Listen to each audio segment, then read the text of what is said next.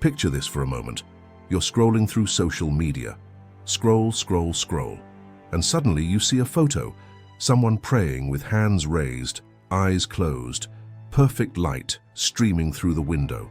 The caption reads, 21 days of fasting. God is working powerfully in my life. Glory to Him. 150 comments. Amen, brother. What a blessing. You're an example to us all. Praying for you. The photo has a filter. The lighting is calculated. The angle is perfect. Now please imagine with me a completely different scene. Someone in their bedroom at 3 a.m.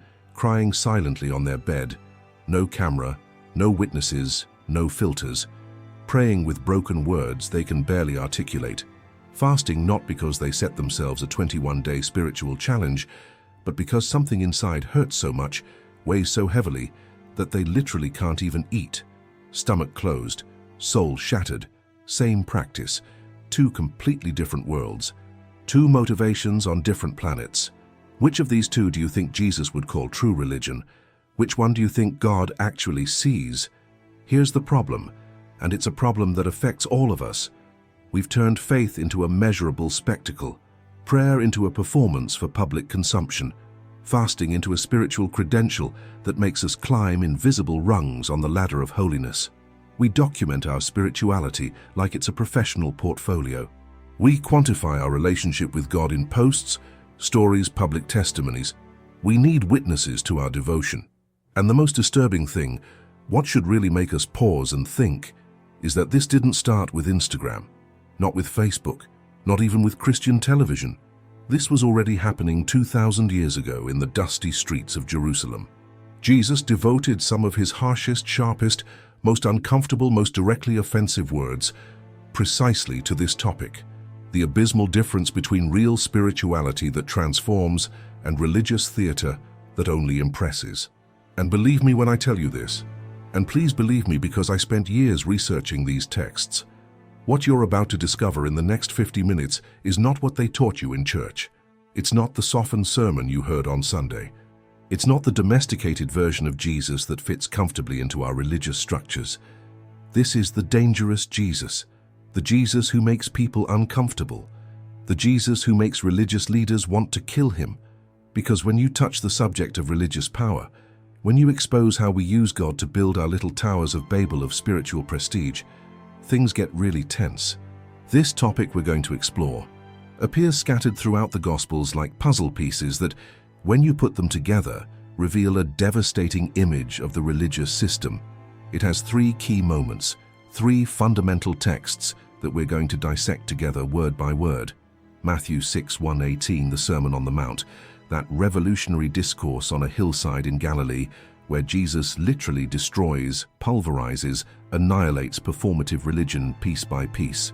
Matthew 9:14-17, the direct face-to-face confrontation about why Jesus' disciples don't fast, like John the Baptist's disciples, where Jesus uses metaphors so radical we still don't fully understand them.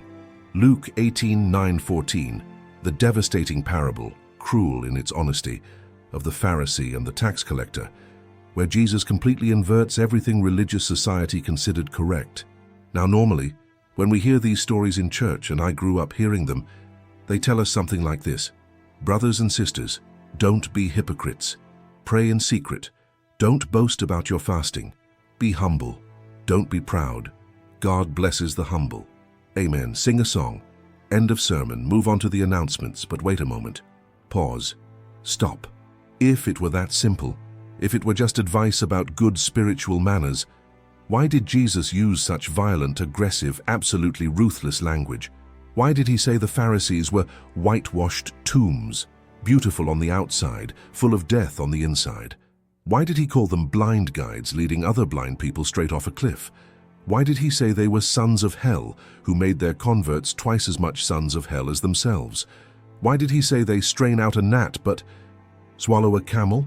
Why did he say they clean the outside of the cup, but inside are full of greed and wickedness? This is not the language of someone giving gentle advice about religious etiquette. This is the language of someone exposing a crime, a corrupt system, a mechanism of social control disguised as piety. Because Jesus wasn't giving advice on good manners for being a better religious person. He was exposing an entire system, a perfectly designed mechanism of social control, a sophisticated, intelligent, almost imperceptible way of using God, yes, using God, as a tool to build human power, social influence, and economic control.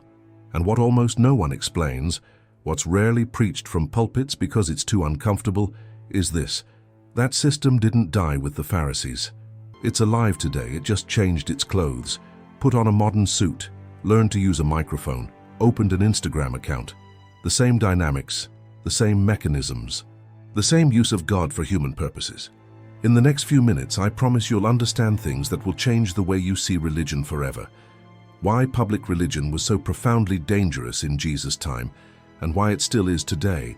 What fasting really meant in that culture beyond just not eating. Why John's disciples fasted constantly, and Jesus' disciples ate and drank with sinners. What all this has to do with money, political power, social control, and the fear that keeps people subjugated. How public holiness became economic currency. Why Jesus attacked public prayer more ferociously than almost any other topic. And above all, please listen to this carefully, why all of this continues to be deeply, radically, dangerously uncomfortable for organized religion today. Because if you really hear what Jesus is saying here, if you take it seriously, you're going to have to rethink almost everything you were taught about what it means to be religious. Jerusalem, year 28 or 29 AD. It's noon and the heat is suffocating. It's always hot in Jerusalem during summer. The kind of heat that hits you in the face when you step out of the shade, that makes sweat run down your back before you've walked 10 steps. The streets are absolutely packed, overflowing with people. It's pilgrimage season, one of the 3 great annual feasts when every devout Jew must present themselves in Jerusalem. Thousands, tens of thousands of Jews have come from every corner of the Roman Empire to fulfill the sacred feasts. Some walked for weeks to get here. The dust from the roads mixes in the air with the penetrating smell of incense coming from the temple, the aroma of hundreds of lambs being roasted for sacrifices, the acrid smell of crowds of sweaty bodies packed into narrow streets. Vendors shout their wares, children run between the legs of adults, money changers jingle their coins. On a prominent corner near the entrance to the temple courtyard, a Pharisee walks slowly, very, very slowly, almost in slow motion. Each step is measured, calculated, intentional. He wears his special cloak with long tassels, the tzitzit hanging visibly, longer than necessary. His phylacteries, those small leather boxes with Torah verses, are ostentatiously tied on his forehead and arm. They're larger than others. He wants them to be noticed. His beard is carefully groomed, every hair in place. His posture is upright, dignified. People recognize him from afar. Some respectfully step aside to let him pass. Others greet him with a reverent bow. He nods with a contained, measured smile, savoring every second of recognition. It's Tuesday, voluntary fasting day. The Pharisees fast twice a week, Mondays and Thursdays, far more than Moses' law ever required. The law only commanded fasting once a year, on the Day of Atonement. But they fast 104 times a year, and they want everyone to know it, and this particular Pharisee wants absolutely everyone to know that he's fasting at this very moment. His face is intentionally pale. He's avoided washing. He's gone several days without oil in his hair, leaving it dull, without shine, disheveled. His facial expression is one of controlled suffering, almost artistic, like an actor who has rehearsed the perfect gesture of sacrifice. He walks as if each step costs him superhuman effort, as if he were carrying the spiritual weight of the entire world on his shoulders. People whisper as he passes, "Look, he's fasting. What a man of God, what sacrifice, what holiness." And he hears every whisper. Each one is like a coin deposited in his account of social prestige, because that's exactly what it is: social capital, investment in reputation, building a personal brand of holiness. Now, let's completely change scenes. In another part of the city, far from the crowds in a forgotten corner of the temple, a tax collector for the Roman Empire, a traitor to his people, a professional sinner, enters the court of the Gentiles. He enters alone, without company, without witnesses who know him. He doesn't even dare lift his eyes from the ground. He stays back, as far as possible from the holy place, because he knows he doesn't deserve to be there. He knows people despise him. He knows his money is stained with the blood of his own people. His heart beats fast, so fast he can feel it in his ears. He's afraid, ashamed, a weight in his chest that barely lets him breathe. He beats his chest repeatedly, as if wanting to wake something dead inside, and whispers with a broken voice barely audible, "God, have mercy on me, a sinner." That's it. No list of achievements, no comparisons with others, no justifications, just raw, desperate need without makeup. No one sees him. No one applauds him. No one knows he's there, no cameras, no audience, just him and God. Two men, two prayers, two worlds as distant as heaven from earth. And Jesus will say that the second one, the sinner, the traitor, the impure, that was the one who went away justified. That was the one who really prayed. But let's not get ahead of the story. Now let's change scenes again. John the Baptist's disciples are restless. Their teacher, their prophet, the man who called them from sin to repentance, is in prison. Herod Antipas arrested him for daring to publicly confront him about his illicit marriage to Herodias, his own brother's wife. John could be executed at any moment. In fact, he'll be beheaded soon, his head presented on a platter in the middle of a drunken feast. His followers fast constantly, every Monday and every Thursday, sometimes more. It's their way of silently protesting against injustice, their way of mourning, their way of keeping alive the memory and message of their imprisoned teacher. It's a fast of prophetic mourning, of resistance, of identity. But Jesus' disciples, they're completely different. They eat, they drink. Some say they drink too much. They laugh heartily. They share meals with impure people, with notorious sinners, with tax collectors, with prostitutes. They touch lepers. They talk with Samaritans. They break the Sabbath. They don't look spiritual by the standards of the time. They look normal, too normal, dangerously normal. One day, John's disciples can't take it anymore. They go directly to Jesus, interrupt what he's doing, and ask him with an evident mixture of confusion and barely contained accusation. "Why do we and the Pharisees fast frequently, but your disciples don't fast?" The question is loaded with subtext.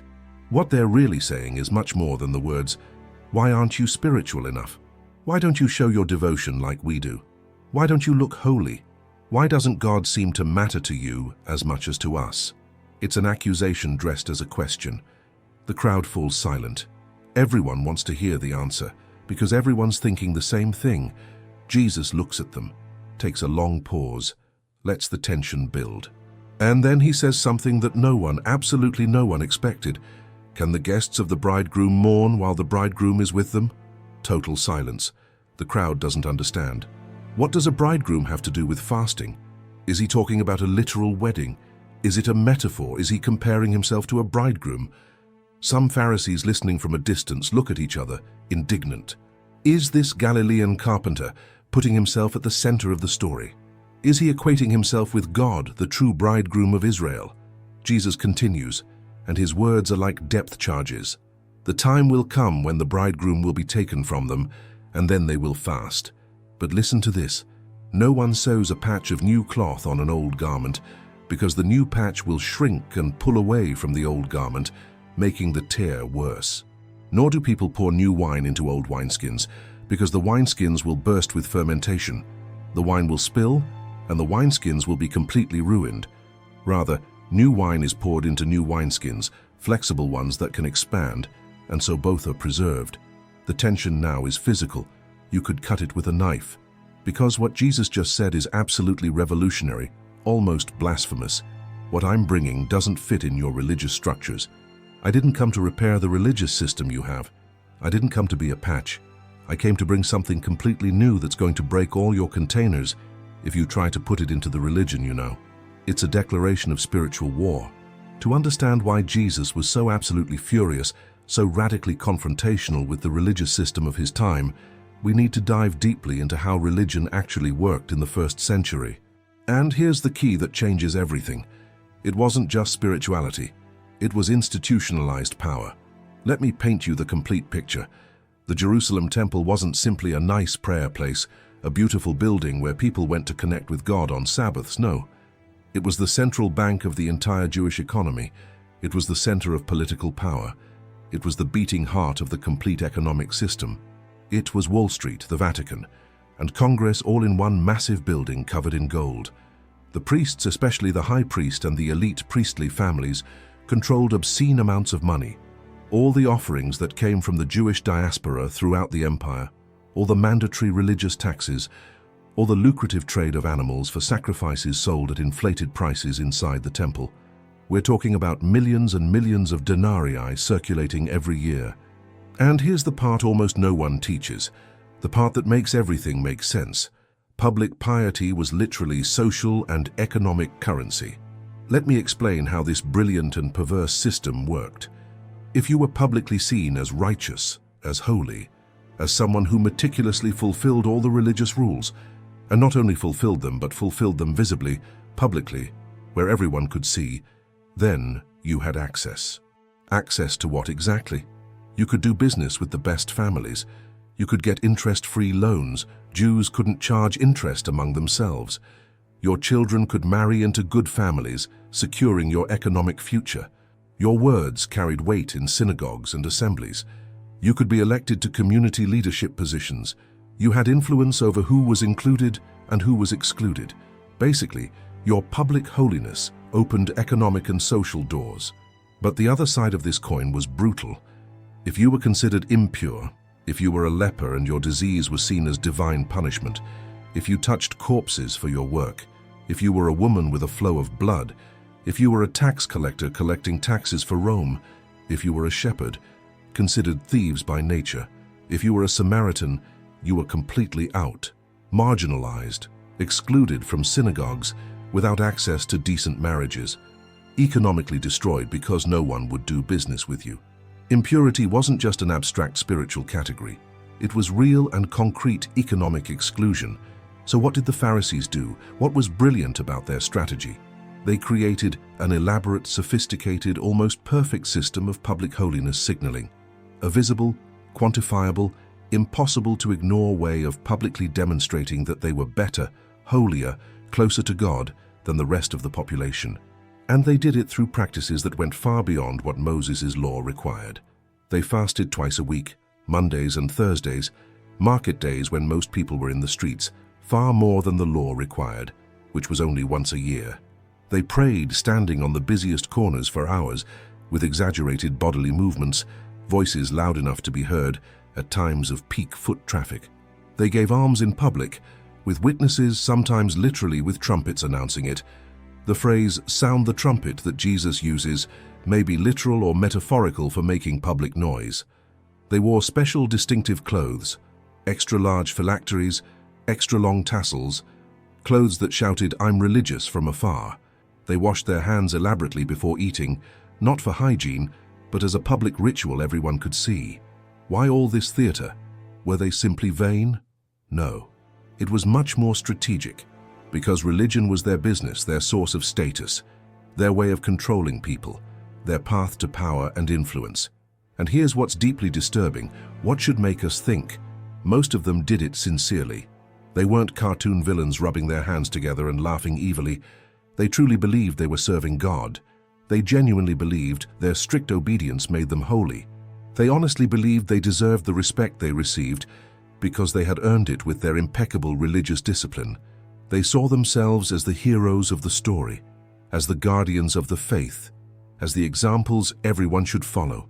But Jesus saw something completely different beneath all that public piety.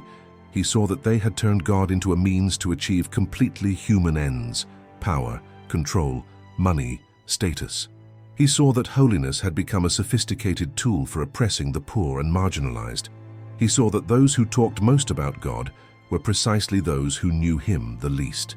He saw that they had built a system where poor people, who worked 6 days a week just to survive, who didn't have time or resources for all these elaborate practices, were automatically labeled as sinners, as people of the land, as spiritually inferior. And that's why He called them hypocrites, a Greek word from theater meaning actors, people playing a role wearing masks. Because that's exactly what they were. Masterful actors playing a perfect role of holiness for a human audience, while the true God, the real God, was completely absent from their hearts. Now let me tell you about John the Baptist and his disciples, because it's important to understand the difference. John was a genuine desert prophet, a radical man who had completely renounced the system. He lived with the absolute minimum. He ate locusts and wild honey. He wore camel hair clothing, rough, uncomfortable. He had no house, no possessions, and he confronted directly, face to face without fear, the established political power by publicly denouncing Herod for his illicit marriage. It cost him his life.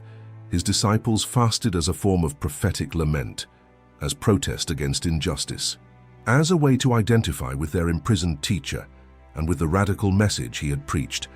It was sincere, it was real, it was costly. They truly felt it. But, and this is a crucial but, it was still a visible public practice that distinguished them, identified them as a group, made them special compared to others. And then Jesus comes. And Jesus is radically different from both groups. He doesn't fast the right way according to the Pharisees. He doesn't pray in the right places that tradition dictates. He eats with notorious sinners, sharing meals, the act of maximum social intimacy in that culture. He touches lepers, making himself ritually impure. He talks at length with Samaritan women, breaking two taboos simultaneously. He allows his disciples to pluck grain on the Sabbath to eat. His spirituality can't be measured with existing rules. It can't be quantified. It can't be used to build a public identity of holiness. There's no checklist you can mark to say, I'm as spiritual as Jesus. And that, precisely that, is what makes him so profoundly dangerous to any religious system. Because a God who can't be used as a tool to accumulate human power is a God who destroys, who pulverizes all religious systems without exception. Now let's go much deeper. Let's dig beneath the surface of these teachings to find what's really happening. When Jesus says in the Sermon on the Mount, "When you fast, put oil on your head and wash your face, so that it will not be obvious to others that you are fasting," he's not simply giving practical hygiene advice for religious people. He's doing something much more radical. He's completely destroying the fundamental logic on which all religion based on human recognition and validation operates. Let me explain carefully, because this is absolutely crucial. In the traditional religious mentality of the time, and believe me, this mentality hasn't changed at all in 2,000 years, spirituality works according to this simple mathematical equation. I do something sacrificial and visible, people see it and recognize it. I gain spiritual and social status, God owes me something for my sacrifice. See the logic? It's transactional, it's public, it's measurable, it's predictable. It's like a contract. I fast visibly, pray publicly, give alms with witnesses, therefore God is obligated to bless me, people are obligated to respect me, and my social position automatically improves. But Jesus comes and flips that entire equation completely upside down. He destroys it and rebuilds it in a radically different way. God already sees you at all times. You respond to that gaze in secret. Transformation happens in the invisible, in the interior. Human recognition becomes completely irrelevant. See the abysmal difference? In the first traditional religious version, God is the means I use to get what I really want. People are the end, the audience whose approval I really seek. The true goal is social power, respect, influence, status. My holiness is a product I sell in the social market. In the second version, Jesus proposes, God is the end, the sole objective, the relationship that really matters. People become irrelevant as an audience for my spirituality. The true goal is internal heart transformation. My spirituality isn't a product to sell, but a reality to live. And here's what almost no one teaches, what's rarely preached because it's too radical. Jesus isn't against fasting. He's not against prayer. He's not against giving alms. What outrages him, what enrages him to the point of using violent language, is fasting that needs an audience to validate itself, prayer that needs witnesses to feel real, alms that need recognition to feel generous. Look carefully at the language Jesus uses. He doesn't say if you fast, but when you fast. He's assuming the practice will continue, that it should continue, that fasting has value, but with a radically, absolutely, incomparably different motivation. Let me be brutally clear about what Jesus is not saying fasting is. Not a way to impress God so he'll listen to you. Not a way to accumulate spiritual merits like loyalty points. Not a magical method to get God to answer your prayers. Not a technique to be seen as holier than others. not a credential that gives you spiritual authority over others, not a way to manipulate God to do what you want. So what is fasting in Jesus' vision? Genuine fasting, the fasting that God sees and rewards, is an intentional space to meet with God without life's normal distractions, a physical way to remind your body that you don't live by bread alone, that there's a deeper hunger, an act of personal surrender where you tell God, I need you more than food, a spiritual discipline that transforms the one practicing it, not the one observing it, a way to make interior space to hear God's voice in the silence, a recognition that there are appetites in your life you need to submit. It's completely inward, completely private, completely between you and God. Now connect all this with the devastating parable of the Pharisee and the tax collector. Jesus says he told this parable specifically to some who were confident of their own righteousness and looked down on everyone else. Right from the introduction, Jesus is exposing the dynamic. People who use their righteousness as a weapon to feel superior to others. The Pharisee enters the temple and prays. Well, he says he prays, but listen carefully to his prayer. God, I thank you that I am not like other people, robbers, evildoers, adulterers, or even like this tax collector. I fast twice a week and give a tenth of all I get. Let's analyze this word by word, because each phrase is revealing. I thank you that I am not like other people. His spiritual identity is built on negative comparison. He's good because others are bad. Robbers, evildoers, adulterers, he creates broad categories of sinners so he can exclude himself from them. Or even like this tax collector, he specifically points to someone present using another human being as contrast for his own goodness. I fast twice a week. He lists his religious practices as achievements on a resume. I give a tenth of all. He quantifies his generosity to demonstrate his superiority. See what he's doing? He's not praying. He's making a PowerPoint presentation about his spiritual achievements. He's listing his credentials. He's building a legal case for why God should be impressed with him. His prayer doesn't go toward God. It bounces off the ceiling and comes straight back to himself. It's self-congratulation dressed in religious language. Compare him with the tax collector. He doesn't even dare lift his eyes to heaven. He stays far away in the back in the shadows. He beats his chest, a gesture of deep lament, and says only this, God, have mercy on me, a sinner. 9 words. That's it. No list of achievements, no comparison with others to come out ahead, no justification for why he deserves to be heard, no negotiation, no attempt to impress, just naked need, just brutal and disarmed honesty. Have mercy, recognizes he can't save himself. On me, doesn't blame others, doesn't compare, just sees himself. A sinner, admits without evasion his true condition. And Jesus says something that must have left everyone who was listening absolutely speechless. I tell you that this man, rather than the other, went home justified before God. Wait, stop, pause. The public sinner, the traitor who collects taxes for the oppressive empire, the one who doesn't fast, doesn't tithe, doesn't follow religious rules, that one went away justified. And the man who fasts twice a week, who tithes meticulously, who fulfills every jot of the law, that one did not go away justified. Yes, exactly that. Because God's righteousness isn't earned through religious performance.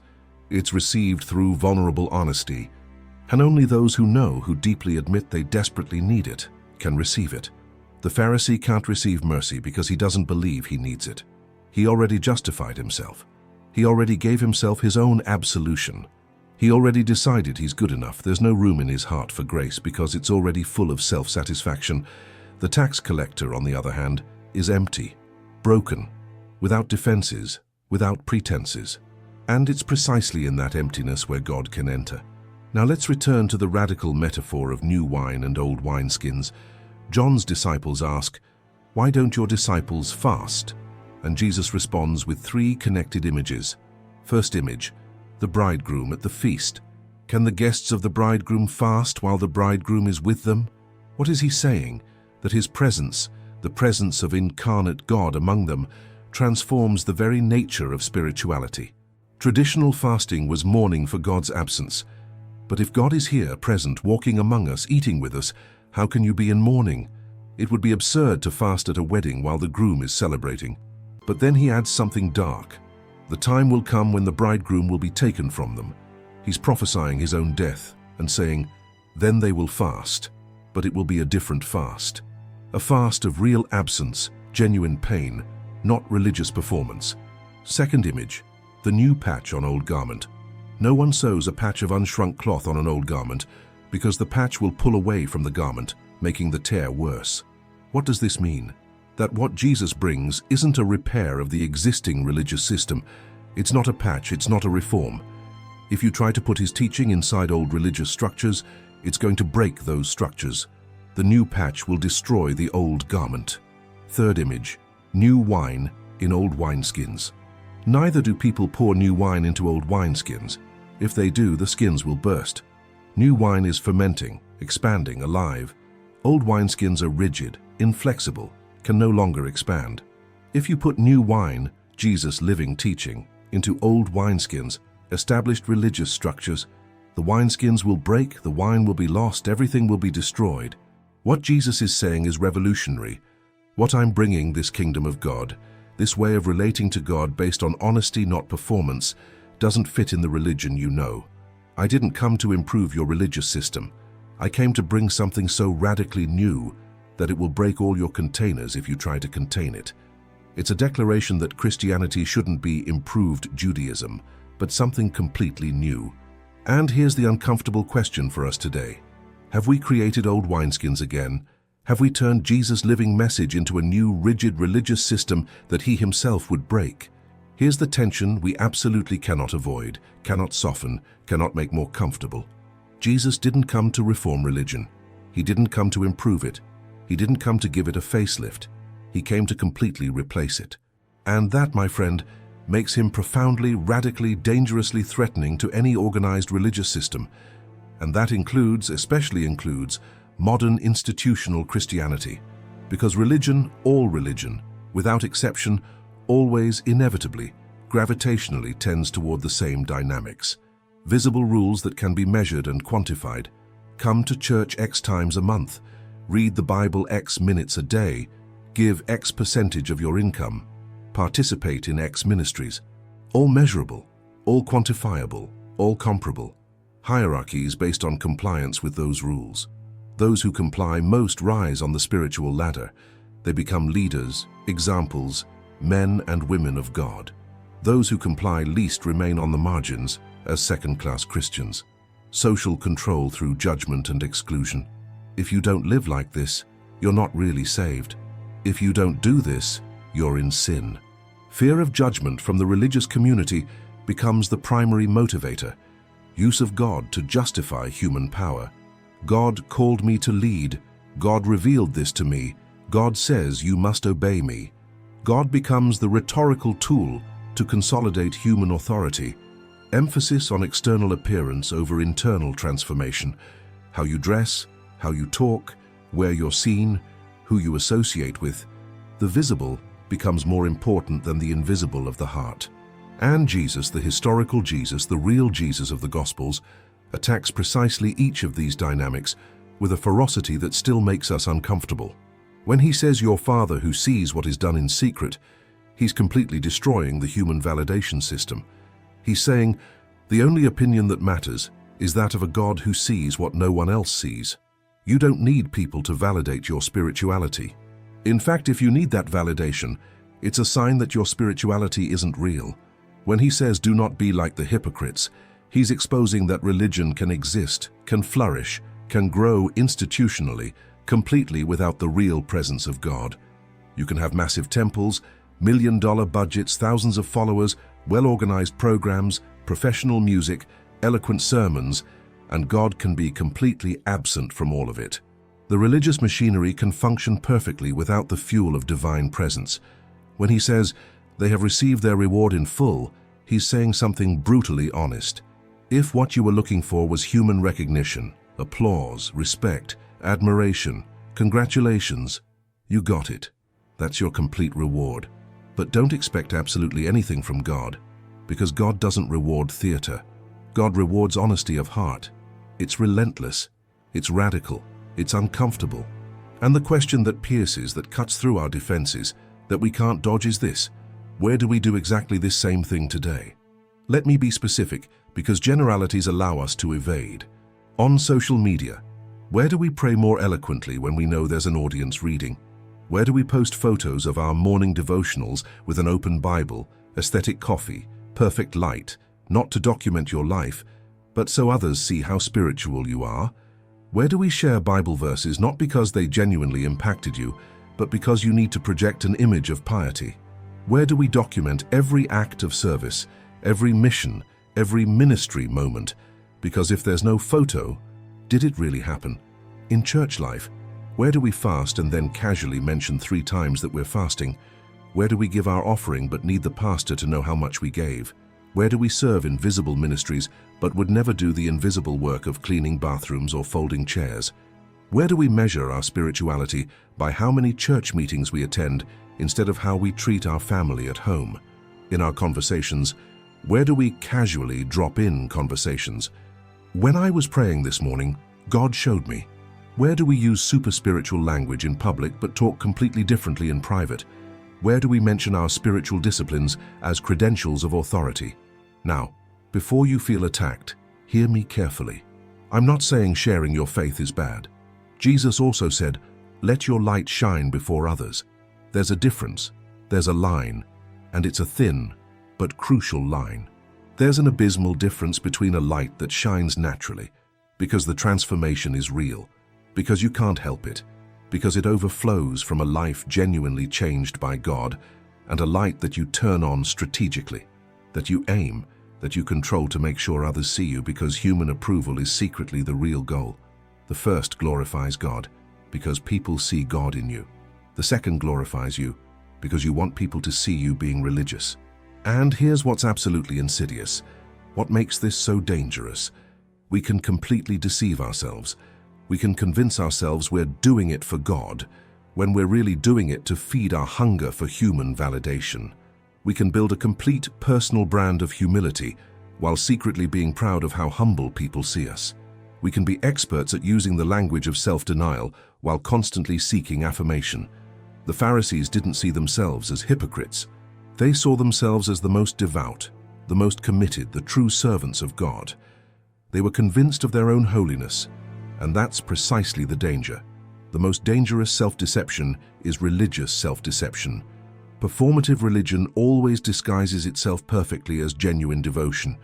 It uses the same vocabulary, sings the same songs, quotes the same verses, cries at the same moments. But the heart, the true heart, is in a completely different place.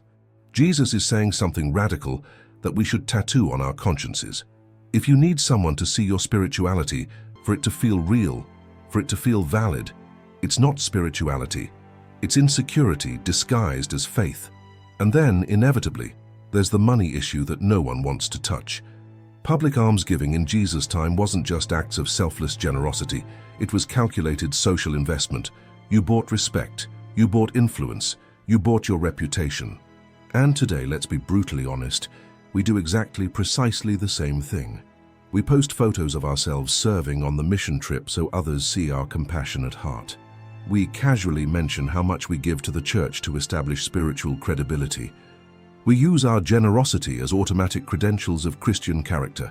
Large donors get plaques, public recognition, special seats, access to the pastor. And Jesus says, "You have received your reward in full." The human applause. The comments of "what a blessing you are." The likes, the recognition, the pat on the back. That's all you're going to receive.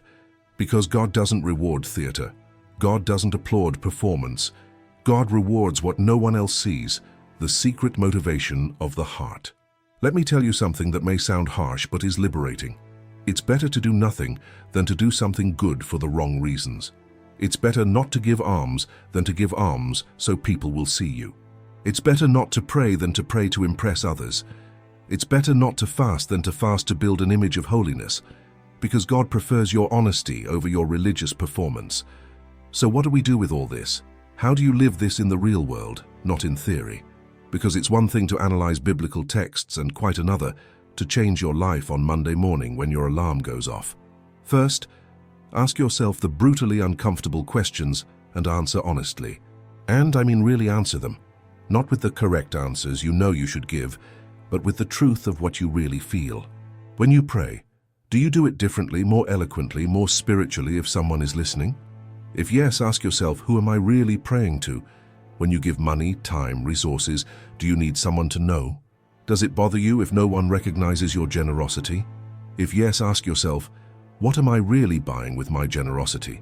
When you serve in some ministry, some cause, does it genuinely bother you if no one sees your effort, if no one recognizes your sacrifice, if no one says, thank you? If yes, ask yourself, who am I really serving? When you fast or practice some spiritual discipline, do you feel an almost compulsive need to mention it, for someone to know what you're doing? If yes, ask yourself, who is my real audience? When you share something spiritual on social media, a verse, a reflection, a photo of your devotional time, would you do it exactly the same if no one could ever see it? If no, ask yourself, what need am I really feeding? If the answer to any of these questions makes you uncomfortable, it doesn't mean you're a horrible Pharisee, a hopeless hypocrite. It means you're human, completely, normally human. We all want to be seen. We all need validation. We all seek recognition. It's part of how God designed us as social beings. The problem isn't that you have those needs. The problem is when you use God, use religion, use spirituality as a vehicle to satisfy those completely legitimate human needs that should be met in other ways. Second, review your motivations constantly, not once. You can't review your motivations once a year at a spiritual retreat and think it's resolved. Motivations change. They get corrupted. They get twisted. Sometimes you start something genuinely, purely for God. You really love Him, you really want to serve Him. And then gradually, without realizing the exact moment it happens, it becomes something you do for yourself. You started serving because you loved people. Then you liked how it made you feel valuable. Then you needed recognition. And suddenly, 6 months later, you're serving primarily to feed your ego, not to love others. It's subtle. It's gradual. It's like the temperature change in a pot. The water doesn't jump when it starts heating up. And it happens to everyone, to pastors, to leaders, to missionaries, to you, to me. That's why you need to create regular moments, maybe weekly, where you stop and ask, why am I really doing this? If no one ever knew I did this, would I still do it? Third, intentionally cultivate a secret life with God. Jesus isn't against public religion. Read the Gospels. Jesus taught in public, sometimes prayed in public, did miracles in public. What Jesus fiercely attacks is religion that is only public, that needs to be public to feel real. So develop spiritual practices that absolutely no one ever sees. Pray in places where no one hears you. In your car, in your room with the door closed, in your shower, on solitary walks. Fast without telling anyone. If someone asks why you're not eating, say you're not hungry or you're on a diet. Don't use fasting as a conversation topic. Give money anonymously, without your name, without a tax receipt if possible. Give in ways that literally no one can trace back to you. Serve in invisible ways that no one will ever know. Pick up trash others left. Clean something no one asked you to clean. Pray for someone without ever telling them you prayed. Why do all this? Not because secrecy is magical in itself, not because God only hears private prayers, but because secrecy keeps you brutally honest with yourself.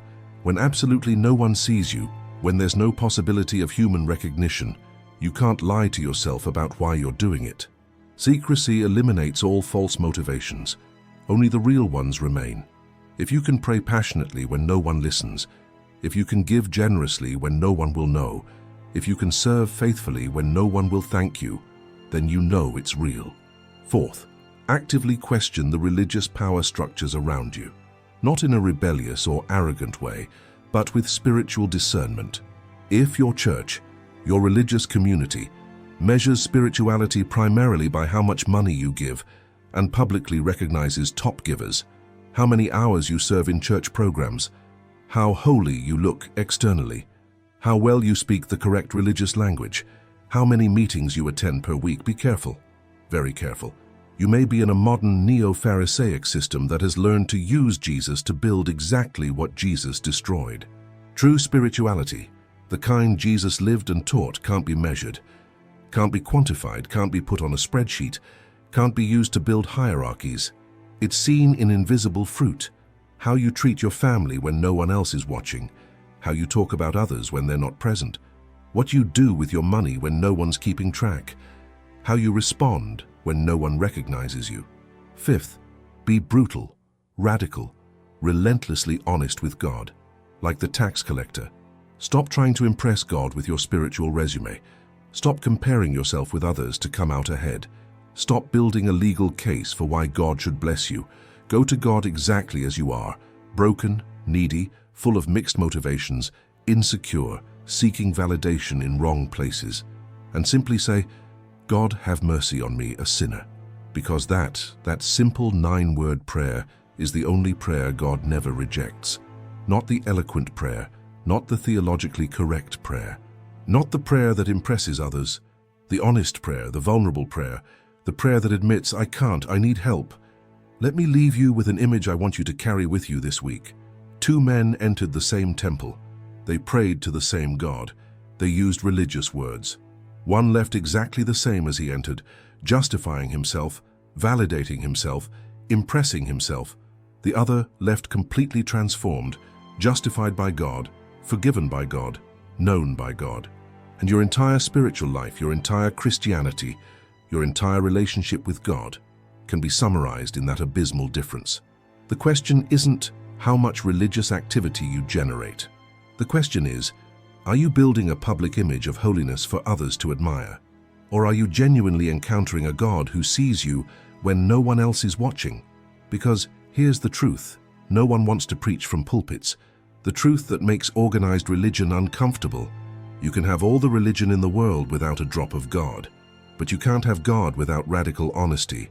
The Pharisees had all the religion you could imagine. Impeccable rituals, encyclopedic biblical knowledge, rigorous spiritual disciplines, unblemished reputation. And Jesus told them they were sons of hell, whitewashed tombs, snakes. The tax collector had absolutely nothing, just need, just shame, just empty hands. And Jesus said that man, that despised public sinner, that man knew God in a way the religious leaders would never know. So the question you should ask yourself, the question that should keep you awake tonight isn't, how much do I fast? How much do I pray? How much do I give? How much do I serve? The real question, the one Jesus is asking is, why do you do it? Who do you do it for? Who needs to see it for it to feel real? If the answer is, I do it because I know God and this is my natural response to His love and I don't care if anyone sees it or not, you're on the right path. If the answer is, I do it because I need people to see I'm spiritual, because my identity is built on my religious image, Jesus would say, you've received your reward in full. Don't expect anything more. God doesn't owe you anything. It's harsh, it's radical, it's uncomfortable, but it's liberating, because it frees you from the tyranny of human audience. It frees you from the constant need for spiritual performance. It frees you from the fear of others' judgment about your holiness. It frees you to simply be honest with God. My invitation to you this week is simple but profound. Do something, just one thing, for God that absolutely no one will ever know. Pray in a place where no one can see you. Give something significant without telling anyone, not even your spouse. Fast for a day without posting it, without mentioning it, without using body language to communicate it. Serve someone in a way that person will never know it was you. Forgive someone without ever telling them you forgave them. Do one thing, just one thing that only God sees. And watch. Pay attention. Notice what happens in your heart when you do it. Because there, precisely there, in that secret space between you and God, far from all cameras, outside all audiences, without any possible human recognition, that's where real transformation happens. Not on the lit stage of church. Not in your inspiring Instagram posts. Not in the public recognition of your generosity. Not in the approval of religious leaders. But in the silent, invisible, undocumented encounter with a God who doesn't need you to pretend.